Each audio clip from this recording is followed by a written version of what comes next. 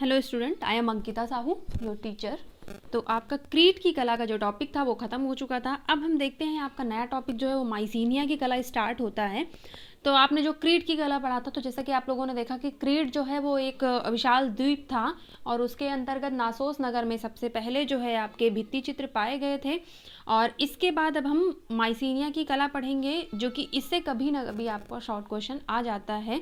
और क्रीट की कला आपका महत्वपूर्ण था। उसमें आपके जो पात्र मिले थे मिट्टी से बने हुए, पत्थर से मिले हुए, उनमें किस प्रकार की डिज़ाइनिंग की थी। और आपके जो स्कल्पचर मिले थे, जैसे आपको इसने गॉडेस का एक स्कल्पचर बताया था, जो कि जो इसने गॉडेस थी उसने दोनों हाथ फैलाए हुए थे और दोनों हाथों में सर्प लिया हुआ था। उसने एक मुकुट पहना हुआ था जिसके ऊपर एक बिल्ली बनाई गई थी और उसने एक झालर वाली ड्रेस पहनी थी। वक्ष स्थल उसका खुला हुआ दिखाया गया था। तो इस प्रकार उसमें एक स्कल्पचर भी मिला था और जो उसके पात्र मिले थे उस पर बहुत सारे डिज़ाइंस भी बनाए गए थे। और यहाँ पे जो पात्र मिला था उसका नाम था कामारेस मृणपात्र। और इस पे जो है जो डिज़ाइनिंग की गई थी वो कुछ मछलियों की डिज़ाइनिंग की गई थी और भी यहाँ पे वनस्पतियाँ भी बनाई गई हैं। तो अब हम देखते हैं माइसीनिया की कला। इसमें क्या क्या चीज़ें आपकी मिली हुई हैं, क्या क्या कलाएँ के जो अवशेष हैं कलाओं के वो क्या बनाए गए हैं। माइसीनिया यूनान की मुख्य भूमि पर क्रीट के उत्तर की ओर स्थित है। कांस्य काल में यहाँ की संस्कृति हेलास में केंद्रित थी, जिसके कारण इसे हेलेडिक कहा गया है। तो माइसीनिया जो है आपका, जैसे कि आप लोगों ने पढ़ा था कि क्रीट भी जो है वो यूनान के अंतर्गत आता है, तो आपका माइसीनिया भी जो है वो यूनान के अंतर्गत आता है। और ये किधर स्थित है? उत्तर की ओर स्थित है। कांस्य काल में यहाँ की संस्कृति हेलास में केंद्रित थी। तो कांस्य काल आपका कब स्टार्ट होता है? नवपाषाण काल के बाद। तो यहाँ पे नवपाषाण काल के बाद की ये सारी कला हैं, या कह लो कि उन्हीं के समकालीन ये स्टार्ट हो चुकी थी, लेकिन इनका टाइम पीरियड जो है वो नवपाषाण काल के बाद का माना जाता है, क्योंकि यहाँ पे इसको कांस्य काल में रखा गया है। तो कांस्य काल की जो ये संस्कृति है वो हेलास एक जगह का नाम है, वहाँ पे केंद्रित थी, इसीलिए इसे जो है वो हेलेडिक कहा गया है, हेलास में केंद्रित होने के कारण। 1500 ईसा पूर्व के लगभग हेलेडिक संस्कृति माइसीनिया संस्कृति के नाम से जानी जाने लगी। इस समय क्रीट की शक्ति दुर्बल होने लगी तथा एशियन क्षेत्र में माइसीनिया अपनी भौगोलिक स्थिति और व्यापारिक सुविधाओं के कारण अधिक शक्तिशाली हो गया था। तो आपने अभी पढ़ा कि हेलास में केंद्रित थी, इसीलिए इसको हेलेडिक कहा गया। तो ये हेलेडिक जो संस्कृति थी इसी को बाद में माइसीनिया के नाम से जाना जाने लगा था। और इस समय क्या हुआ, जो क्रीट की शक्ति थी वो क्या हो गई? दुर्बल होने लग गई। और जो ये माइसीनिया का क्षेत्र था ये क्या होने लग गया? ये मजबूत होने लग गया, शक्तिशाली होने लग गया। और यहाँ पे जो है उसकी भौगोलिक स्थिति और जो व्यापारिक सुविधाएं थी ये भी शक्तिशाली हो गया। इसीलिए अब हम माइसीनिया के बारे में पढ़ रहे हैं। माइसीनिया में डोरियन जाति के आक्रमणों के पश्चात यहाँ के सभ्यता का पतन हो गया तथा यूनान में शास्त्रीय युग का स्टार्टिंग हो गई। शास्त्रीय युग जो है वो आपका यूनान की जो आप कला पढ़ोगे उसके अंतर्गत पढ़ने को मिलेगा। तो माइसीनिया में जो है वो एक जाति ने आक्रमण किया था, डोरियन जाति ने। तो यहाँ पे इसी जब डोरियन जाति ने आक्रमण किया, इसके बाद जो है वो माइसीनिया की जो सभ्यता है उसका पतन हो जाता है, वो ख़त्म हो जाती है। और इसके बाद जो यूनान में, अभी आप यूनान की कला पढ़ोगे तो उसमें एक शास्त्रीय युग पढ़ोगे, क्लासिकल एज, तो उसमें आपको देखने को मिलेगा। तो वो स्टार्ट हो जाता है यूनान की कला में। डोरियन जाति ने यहाँ पर डोरिक शैली की स्थापना की थी। वह इस शैली का विश्व प्रसिद्ध मूर्तिकार फिदियास था, जिसने देवी एथेना, पार्थेनन, ओलंपिया की आकृति बनाई थी। तो ये जो डोरियन जाति जिसने यहाँ पे आक्रमण किया था, जिसने माइसीनिया की सभ्यता का समाप्ति की थी, तो उसी ने यहाँ पे एक न्यू स्टाइल जो है वो बनाई थी, उसको डोरिक शैली के नाम से जानते हैं। और यहाँ पे एक जो मूर्तिकार है फिदियास, वो बहुत ही फेमस मूर्तिकार है। इसने बहुत सारे स्कल्पचर्स भी बनाए थे, जैसे कि देवी एथना, पार्थेनन जो है वो भी इनके देवता थे उनका, ओलंपिया की देवी जो है उनका। तो ऐसे ही बहुत सारे स्कल्पचर फिदियास ने बनाए थे। माइसीनिया का सबसे फेमस मूर्तिकार फिदियास माना जाता है। आगे देखते हैं इसमें क्या है। माइसीनिया सभ्यता व संस्कृति जो पेलोपोनेसस के नगर राज्यों में फली फूली थी, इसको 3 चरणों में बांटा गया, या 3 भागों में इसको बांटा गया है। तो पेलोपोनेसस जो है वो एक नगर का नाम है। इसी में माइसीनिया की जो सभ्यता है वो सबसे ज़्यादा विकसित हुई। तो देखते हैं कौन कौन से 3 भागों में इसको बांटा गया है। तो पहला है आपका प्राचीन युग, ओल्ड एज, जिसका टाइम पीरियड है 1600 से 1500 ईसा पूर्व। तो इस समय के अवशेष छिन्न भिन्न रूप में मिले हैं। इस समय समाधियां अत्यंत बहुमूल्य आभूषण, स्वर्ण पत्र के नकाब, कांस्य की तलवारें, कवच तथा अन्य उपकरण भी मिले हुए हैं। तो जो इस टाइम के साक्ष्य, सबूत, एविडेंस मिले हुए हैं, अवशेष मिले हुए हैं, वो किस अवस्था में मिले हुए? छिन्न भिन्न, मतलब कि कुछ कहीं और से प्राप्त होते हैं, कुछ कहीं और जगह से प्राप्त होते हैं। तो जो यहाँ पे कुछ अवशेष मिले हैं उनमें समाधियाँ देखने को मिलती हैं, बहुत सारे बहुमूल्य आभूषण देखने को मिलते हैं और नकाब देखने को मिलता है जो सोने का बना हुआ है, और कांस्य की तलवारें, कवच और भी उपकरण यहाँ पे मिले हुए हैं। इस समय माइसीनिया का दुर्ग भी महत्वपूर्ण था। इसकी प्राचीन सुरक्षा दीवार विशाल अनगढ़ पत्थरों की टेढ़ी मेढ़ी बनी थी।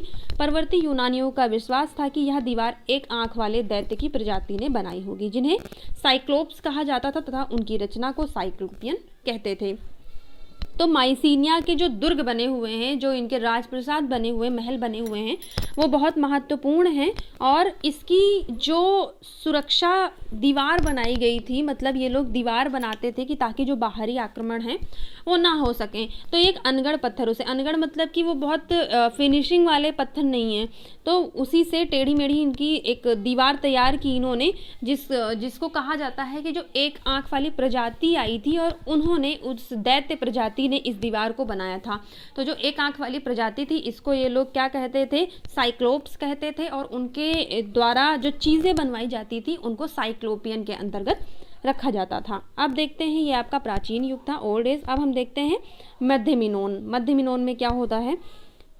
इस युग में चित्रकला के उदाहरण बहुत कम मिले हैं। इस समय माइसीनिया राजनीतिक व सांस्कृतिक केंद्र के रूप में उभरने लगा था। यहाँ युद्ध के विषयों का चित्रण हुआ है। तो यहाँ पे चित्रकला के उदाहरण कम मिले हैं, ये नहीं कि बिल्कुल नहीं मिले, मिले हैं लेकिन कम मिले हुए हैं।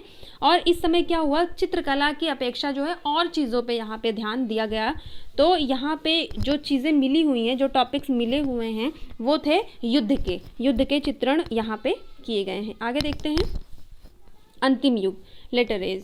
तो इसका टाइम पीरियड है 1400 से 1100 ईसा पूर्व। तो 1450 ईसा पूर्व के लगभग क्रीट आधिपत्य के पश्चात क्रीट में तो सांस्कृतिक विकास को विराम लग गया, किंतु क्रीट के कलाकारों को लेकर माइसीनिया में राजप्रसादों की चित्र सज्जा व्यापक रूप में करवाई गई थी। तो देखो, ये जो क्रीट था उस समय क्या हुआ, आपको बताया कि क्रीट का पतन हो चुका था, उसके बाद माइसीनिया की कला स्टार्ट हुई थी। तो माइसीनिया में जो क्रीट के कलाकार थे उनको माइसीनिया बुलाया गया और वहाँ पे जो उनके राजप्रसाद थे उनमें जो है वो चित्र सज्जा करवाई गई और व्यापक रूप से, व्यापक मतलब बड़े लेवल पे यहाँ पे चित्रण करवाया गया। माइसीनिया के प्राचीन दुर्ग में नवनिर्माण करवाया गया। इस दुर्ग का मुख्य द्वार जो लॉयंस गेट के नाम से विख्यात है। तो जब यहाँ पे क्रीट के चित्रकार आए और बहुत सारे यहाँ पे चित्रकारी की, तो यहाँ पे दुर्ग जो है, अभी आपको बताया था स्टार्टिंग में ही कि यहाँ के दुर्ग बहुत फेमस हैं। और आपको दुर्ग जो है, मैंने वो सिंधु घाटी सभ्यता में समझाया था कि दुर्ग क्या होते हैं, किले क्या होते हैं। तो यहाँ पे जो है वो नव निर्माण कराए गए, फिर से उनको नए तरीके से बनवाया गया।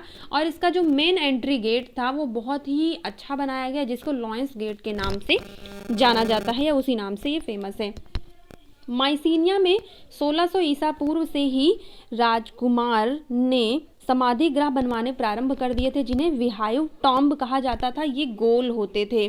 तो यहाँ पे समाधि गृह आप लोग मिस्र में भी पढ़ चुके हो कि समाधि गृह जो बनाते थे वो पहले मस्तबा बनाते थे, उसके बाद उनको पिरामिड का रूप दे दिया था। तो यहाँ पे भी कुछ समाधि जो बनाते थे उनको जो है वो विहाइव टॉम्ब के नाम से जाना जाता था। और 1600 के लगभग यहाँ के राजकुमारों ने समाधियाँ बनानी स्टार्ट कर दी थी। और ये जो है इनका ऊपर का जो हिस्सा होता था वो गोल होता था, और यूनान से प्राप्त, और इनकी जो समाधि गृह बनती थी वो ऊपर से गोल होता था, इसमें धुआं निकलने का एक स्थान भी बनाया जाता था। तो इस प्रकार कुछ इनका बिहाइव टॉम्ब बनाए जाते थे। आपको ये जूम मीटिंग पे मैं इसका चित्र दिखाऊंगी कि किस प्रकार पूरा ये बनाते थे। तो यूनान से प्राप्त ऐसे सैकड़ों समाधि ग्रहों में से 9 माइसीनिया में मिले हैं, जिसमें सर्वाधिक आकर्षक जो है वो ट्रेजरी ऑफ ऑट्रेस का माना जाता है। तो जो समाधि गृह यहाँ पे बनाए गए हैं यूनान में, बहुत सारी संख्या में बनाए गए हैं, जिसमें से सिर्फ और सिर्फ 9 जो है वो माइसीनिया में मिले हुए हैं। और जो उन 9 में से सबसे ज़्यादा अच्छा बनाया गया है, सबसे ज़्यादा आकर्षक रूप में देखने को मिलता है, वो कौन सा है? Treasury of Atreus. सभी राजप्रसादों की भित्ति को युद्ध, जुलूस, दैत्य, उत्सव, आखेट आदि विषय से अलंकृत किया गया है। तो अभी आपको बताया कि जो राजप्रसाद बनते थे, जो दुर्ग बनते थे, उन पे भित्ति चित्रण होता था। तो इन भित्ति चित्रों में बहुत सारे चित्र बनाए जाते थे। तो उनके कुछ टॉपिक्स होते थे वहाँ पे चित्र बनाने के। तो उसमें जो टॉपिक होते थे वो किसके होते थे, या तो वो युद्ध के टॉपिक बनाते थे, या जुलूस के, या फिर दैत्यों के, या फिर उत्सव के, या फिर आखेट। आखेट मतलब क्या होता है, शिकार।